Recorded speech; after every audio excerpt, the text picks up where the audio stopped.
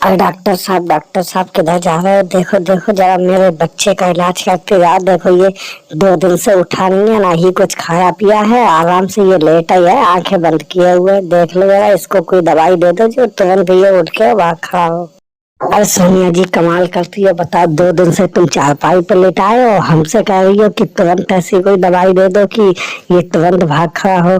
हमारे पास कोई जादू उदू की तो पहिया है नहीं कि जो हमने जादू कर दिया ये भागने लगेगा। इसलिए दवाई तो धीरे धीरे काम करती है। मैं दवाई बताओ दे दूं और ये खा ले और उसके बाद असर दिखाएगी तो ये चले फिरेगा।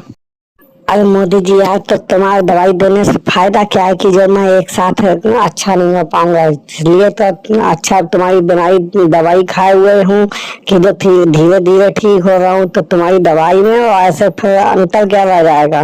देना है तो अच्छी दवाई दो। अरे डॉक्टर साहब, तब तुम एक काम करो कि इनके 15-20 इंजेक्शन लगा दो। इंजेक्शन हमने सुना कि बहुत जल्दी जादू की तरह काम करता है। अगर तुरंत नहीं ये भागेंगे तो कम से कम 10-20 मिनट आधा घंटे के बाद तो भागने लगेंगे। तो इसलिए फटाफट तुम तो जितना ज्यादा इंजेक्शन लगा पाओ उतनी ज्यादा लगा दो।